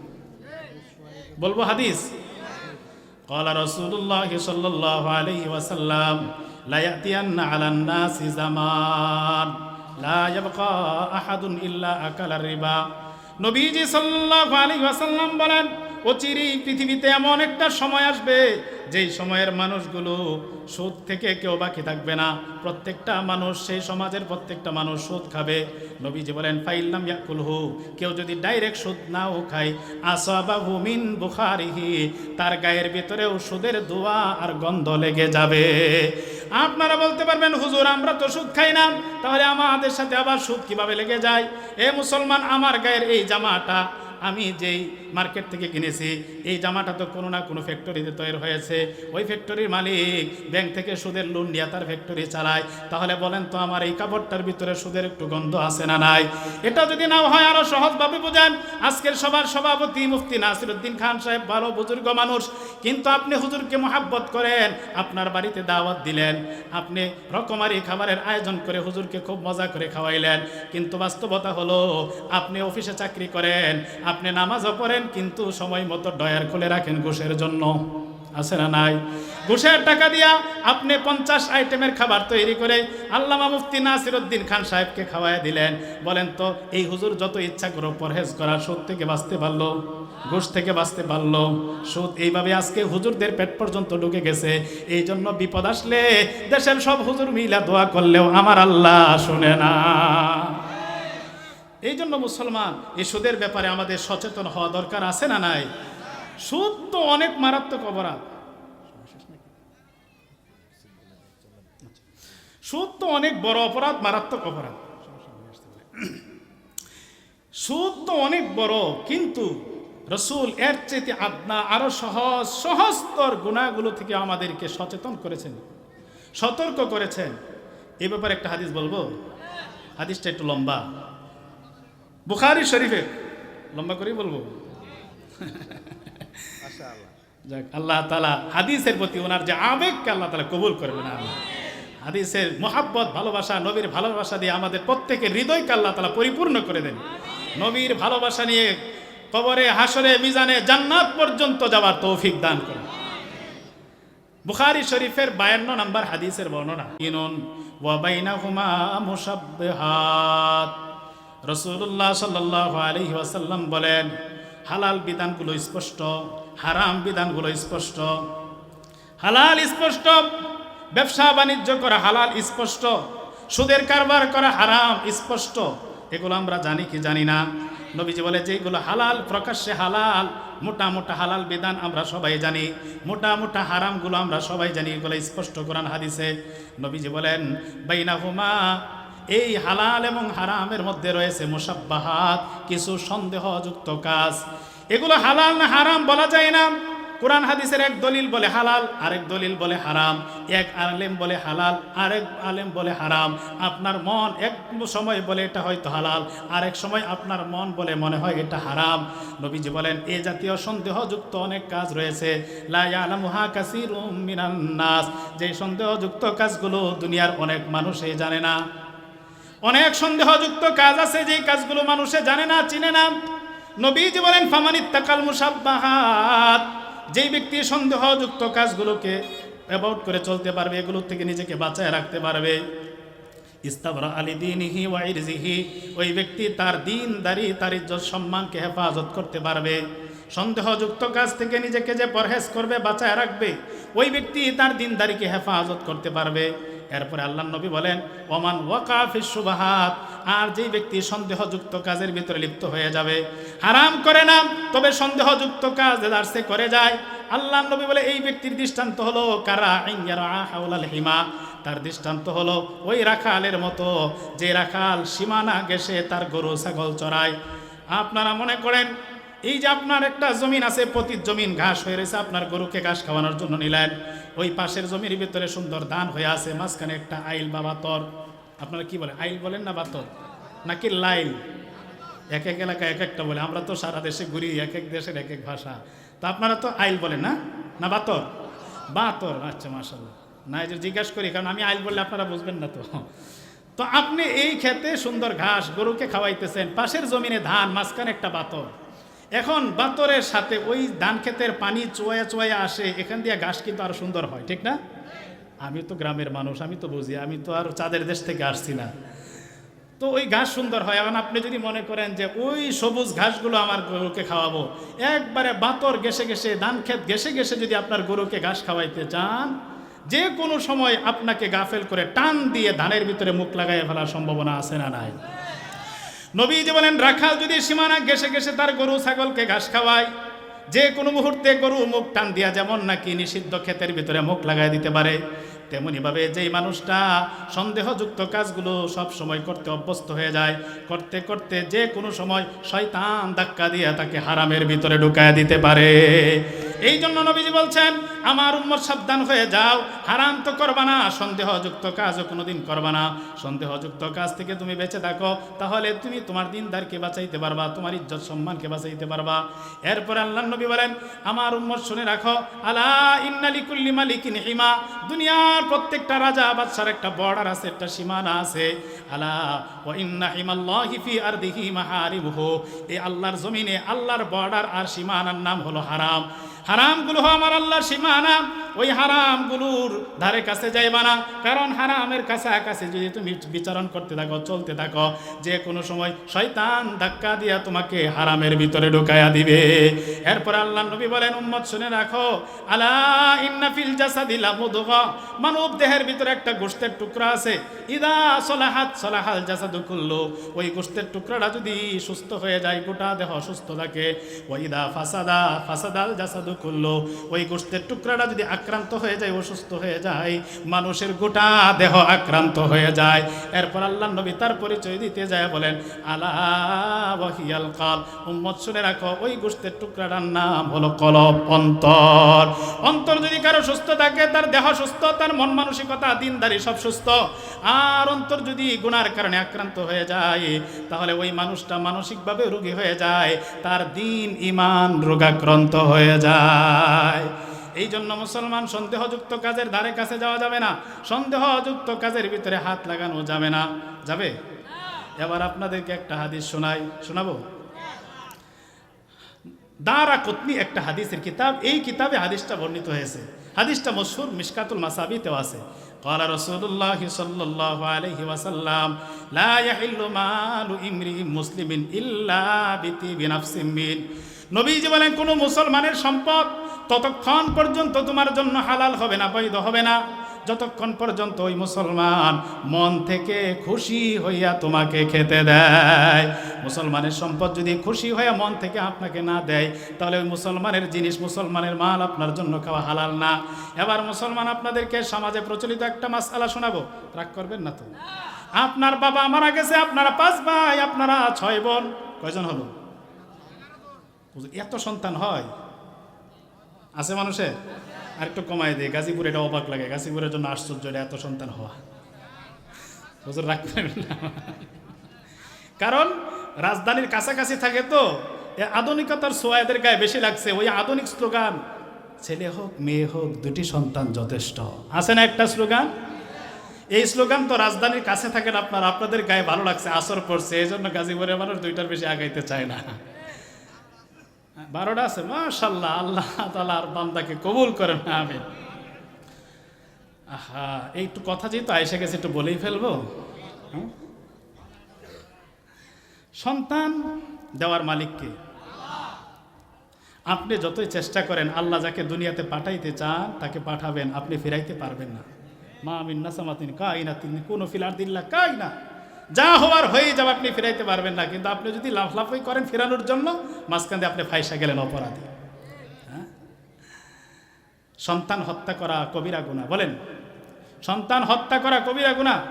ওয়া ইদাল মাউউদাতু সুইলাত, যে সন্তানকে দুনিয়াতে হত্যা করা হয়েছে, হাসরের ময়দানে জিজ্ঞাসা করা হবে, সন্তান তোকে কোন অপরাধে হত্যা করেছিল বল। এই সন্তান সেদিন আপনাকে ধরায় দিবে, নিরপরাধে আমাকে হত্যা করা হয়েছে। আপনারা বলবেন আমরা সন্তান হত্যা করি না। সন্তান হত্যা জাহিলি যুগের মানুষ সন্তান দুনিয়াতে আসার পরে মেরে ফেলতো, কিন্তু আমাদের সমাজের মানুষ আরো জঘন্য অপরাধী, মায়ের পেটেই মেরে ফেলে। পরপর 3টা মেয়ে হয়েছে, ছেলে নাই। 4র্থ নম্বরে স্ত্রী প্রেগনেন্ট হয়েছে, পরীক্ষা করে ডাক্তার বলছে কন্যা সন্তান, মাইরা দে ট্যাবলেট, আছে না নাই? ট্যাবলেট মাইরা সাইরা দেয়। এই বাবা মাকে হাসরের ময়দানে আল্লাহর আদালতে আসামি করে ওঠানো হবে। সাবধান, সন্তান হত্যা করবেন না। আল্লাহ তাআলা আমাদেরকে বোঝার তৌফিক দান করেন। যেই হাদিসটা বলতেছি চাইছিলাম, মনে করেন একজন বাবার 5 জন ছেলে 6 জন মেয়ে। এখন বাবা মারা গেছে, এখন ভাই বোন তারা 11 জন জীবিত আছে। আমরা কি করি? বাবার লাশটা দাফন কইরা দোয়া দুরুদ সেইরা বাড়িতে আসলাম বিকালবেলায়, সন্ধ্যার পরেই ভাই বোন চাচাতো ভাই আত্মীয় স্বজন নিয়ে বিশাল বৈঠক বসায় দেই, হিসাব শুরু করে দেই, খাতা কলম নিয়ে হিসাব করতো বাবার ব্যাংক ব্যালেন্স কত আছে, স্থাবর অস্থাবর সম্পত্তি কি পরিমাণ আছে। কে করবে? হিসাব করে পাওয়া গেল বাবার ব্যাংকে 10 লক্ষ টাকা আছে। বড় ভাই আসনে বৈশা প্রস্তাব করলো 5 লক্ষ টাকা উঠা, 5টা গরু কিনে বাবার জন্য বিশাল বড় একটা খরচ করি। মানুষ বললে যে খাওয়াই 3 দিন 5 দিন, এটাকে আপনাদের এলাকায় কি বলে? জি 40। আচ্ছা 40 5 দিন আর 3 দিন, যাই হোক, মরার পরে যেটা খাওয়াই মেলা বসায়। বড় ভাই প্রস্তাব করলো বাবার ব্যাংক আছে 10 লক্ষ টাকা, 5 লক্ষ উঠাই খরচ করি। এখন 5 ছেলের মধ্যে 3 ছেলে একবারে বাবার প্রতি ভালোবাসা ভক্তির কারণে বলে হ্যাঁ ভাই ঠিক আছে করে ভালো। 2 ছেলে মনে মনে কয় সর্বনাশ, 5টা লক্ষ টাকা, ভাগে তো আমি 1 লক্ষ টাকা পাইতাম, 1টা লক্ষ টাকা চলে যাবে আমার ভাগের। কিন্তু এই মুহূর্তে যে আমি যদি বলে না করতে হবে না, সবাই বলবে তুই তো মানুষই না, বাপের সন্তানই না, বাপ মারা গেছে, বাপের লেগে তোর মনটা কান্দে না। এখন সবাই তো আমাকে মারাত্মক তকমা দিবে। এই অপবাদ থেকে বাঁচার জন্য, ধিক্কার থেকে বাঁচার জন্য তখনও সে সবার সাথে তাল মিলায় বলে হা হা ভাই করেন করেন করেন। আসলে কি মন থেকে বলছে না মুখ থেকে?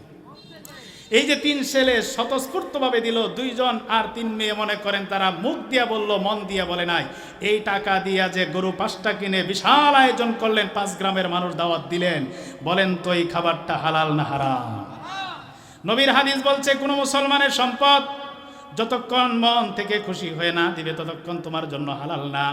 এখানে আপনারা 5 ভাইয়ের মধ্যে 3 ভাই মন থেকে খুশি হয়ে বাবার জন্য দিয়েছেন, 2 ভাই খুশি হয়ে দেয় নাই। এই 2 ভাইয়েরও এই সম্পদের ভিতরে হক আছে না নাই? এই যে 2 ভাই মন থেকে খুশি হয়ে দিল না, 3 বোন খুশি হয়ে দিল না, এই মনের ইচ্ছার বিরুদ্ধে যে সম্পদ পাকায়া মানুষদেরকে খাওয়াইলেন, নিজেও কবিরা গুনাহ করলেন, এলাকার মানুষের পেটে হারাম ঢুকাইয়া দিলেন। এই জন্য শরীয়তের মাসআলা হলো একজন মানুষ মারা যাওয়ার পর তার কাফন দাফন শেষ করার পর একজন মানুষ মারা যাওয়ার পর কাফন দাফন শেষ করে যখন বাড়িতে ফিরবে, বাড়িতে ফেরার পর ছেলে মেয়ে আত্মীয় স্বজনের বড় দায়িত্ব হয়ে যায় একটা। তার আগে আরেকটু যদি বাড়ায় বলি, একজন মানুষ মারা যাওয়ার পর তার রেখে যাওয়া যত সম্পদ, স্থাবর অস্থাবর যত সম্পত্তি, ওই সম্পদের সাথে 4টা হক জড়িত হয়ে যায়। বলেন কয়টা? সিরাজি ফিল মিরাজ একটা গুরুত্বপূর্ণ কিতাব ওয়ারিশ বন্টন সম্পর্কে। ওয়ারিশের মাসলা মুরব্বীরাও অনেকে জানেন, কে কত ভাগ পাইব আপনারা জানেন না? ছেলে কত অংশ পায়, মেয়ে কত অংশ পায়, কিছু কিছু মাসলা তো আপনারা জানেন। এই ফরায়েজ সম্পর্কে একটা কিতাব সিরাজি, এই কিতাবের ভিতরে লেখা আছে একজন মানুষের চোখ বন্ধ হওয়ার সাথে সাথে তার সম্পদের মালিকানা আর তার থাকে না, এই সম্পদের মালিক হয়ে যায় ওয়ারিশরা। এই সম্পদের সাথে 4 ধরনের হক জড়িত হয়ে যায়। 1 নাম্বার হক হলো তাকফিরিহি ওয়া তাজহিজি। 1 নাম্বার তার কাফন দাফনের ব্যবস্থা করতে হবে, তার রেখে দেওয়া সম্পত্তি কি করতে হবে বলেন? কাফন দাফনের ব্যবস্থা। কাফন দাফন তার টাকা দিয়ে, তার রেখে দেওয়া সম্পদ দিয়ে করলেন। করার পরে যদি সম্পদ বাকি থাকে, 2 নাম্বার দায়িত্ব তার কোনো ঋণ আছে কিনা, থাকলে ঋণটাকে পরিশোধ করে দিতে হবে। বলেন কি করতে হবে? ঋণ পরিশোধ করে দিব। ঋণ পরিশোধের পরেও যদি সম্পদ থাকে, দেখতে হবে সে মরার আগে কোনো ওসিয়ত করে গেছে কিনা। অনেক সময় ওসিয়ত করে যায়, আমার এই সম্পদের এই অমুক জমিটা অমুক মসজিদে দিয়ে দিস, অমুক জমিটা অমুক হুজুরকে দিয়ে দিস, বা এরকম একটা কিছু বলে গেছে। তবে এখানে আরেকটা মাসআলা মনে রাখবেন, হাদিস আছে লা ওয়াসিয়াতা লিওয়ারিসিন। যারা ওয়ারিস, এই কিছু মানুষ আছে আপনি মরার পরে আপনার সম্পদ এমনিতেই পাবে, আপনার ছেলে, আপনার মেয়ে, আপনার বাবা থাকলে বাবা, মা থাকলে মা, স্ত্রী থাকলে স্ত্রী, এই মানুষগুলো কিন্তু আপনার সম্পদ কিছু না কিছু পাবেই। এরা কন্টিনিউ নিয়মিত আপনার ওয়ারিস। আপনার যারা ওয়ারিস হবে সম্পদের, এদের জন্য ওসিয়ত করলে কার্যকর নয়। মরার আগে যদি বলে যায় মরবো মরবো ভাব, এমন সময় কয় আমার অমুক ক্ষেতটা অমুক ফলারে দিয়ে দিস, এটা কার্যকর হবে না, এটা গ্রহণযোগ্য হবে। নবী স্পষ্ট বলেছেন লা ওয়াসিয়াতা লিওয়ারিসিন। যারা ওয়ারিস হয়, যারা এমনিতেই সম্পদ পাবে, তাদের জন্য কোনো ওসিয়ত চলে না। এর বাহিরে কারোর জন্য যদি ওসিয়ত করে যায়, তাহলে তার রেখে যাওয়া সম্পদ থেকে তার কাফন দাফন সেরে ঋণ পরিশোধ করার পর যা আছে গোটা সম্পদের 3 ভাগের 1 ভাগ দিয়ে যদি ওসিয়ত করা যায়, তাহলে এই পরিমাণ মাল দিয়ে তার ওসিয়ত করবে, এর চেয়ে বেশি দেওয়া যাবে না। মনে করেন তার রেখে যাওয়া সম্পদ সব ঋণ টিন দেওয়ার পরে আছে 1 লক্ষ টাকা, সে ওসিয়ত করে গেছে 50,000 টাকা, না 50,000 দেওয়া যাবে না, সর্বোচ্চ 3 লাখকে 3 ভাগ করে 1 ভাগ দেওয়া যাবে। কতটুকু? 3 ভাগের 1 ভাগ। ওসিয়ত পুরা করলেন। ওসিয়ত পুরা করার পরে যে সম্পদ থাকে, এই সম্পদ আল্লাহর আইন অনুযায়ী ওয়ারিসদের মাঝে বন্টন করতে হবে। বলেন কাদের মধ্যে? এই আইনটা দিয়েছে কে? আল্লাহ দিয়েছে আইন। কিন্তু আমাদের সমাজের অনেক মানুষ এই জিনিসটা মানতে পারে না। কেমন মানতে পারে না? কারো 2টা মেয়ে আছে, বা 3টা মেয়ে আছে, বা 1টা মেয়ে আছে, ছেলে নাই। এখন সে তো ফতোয়া জানে, মেয়েরা তো বাপের সম্পদ পুরাটা পায় না ছেলে না থাকলে, জানেন না আপনারা? এখন চিন্তা করে আমার 10 লক্ষ টাকার সম্পদ আছে, আমি মরে গেলে আমার মাত্র 1টা মেয়ে, শরীয়তের মাসলা হলো বাপের সম্পদ 1জন মেয়ে থাকলে পুরা সম্পদের অর্ধেক পাবে, 2 বা তার বেশি মেয়ে থাকলে পুরা সম্পদের 3 ভাগের 2 ভাগ পাবে, বাকি 1 ভাগ আমার তো ছেলে নাই, আমার বাবাও নাই, আমার মাও নাই, আমার স্ত্রীও নাই, এই সম্পদটা পাবে কে? এটা তো আমার ভাই পেয়ে যাবে, ভাই বেঁচে নাই, ভাতিজারা পাইয়া যাইব। মনে মনে কয় এত কষ্ট করে টাকা কামাইলাম, এই টাকা ভাতিজাকে খাওয়াবো। অনেক সময় আমাদের কাছে মাসলাও জিজ্ঞাসা, হুজুর কষ্টের টাকা ভাতিজারা পেয়ে যাবে, ভাই কোনোদিন সহযোগিতা করে নাই, ভাতিজারা কত ক্ষতি করার চেষ্টা করছে, তাদেরকে আমি খাওয়াবো না? হুজুর আমার এই সম্পত্তিটা আমার জীবদ্দশায় আমার 2 মেয়ের নামে লিখে দিতে চাই। এমনটা করে কি করে না বলে? জায়েজ আছে? আচ্ছা, জায়েজ না জায়েজ ফতোয়া পরে আপনারা বলেন, আপনার সম্পদ আপনার ছেলে নাই, মেয়েরা পাওয়ার পরে কিছু সম্পদ যে আপনার ভাতিজারা পাবে, এই আইনটা দিয়েছে কে? আইনটা দিয়েছে কে? আল্লাহ দিয়েছে।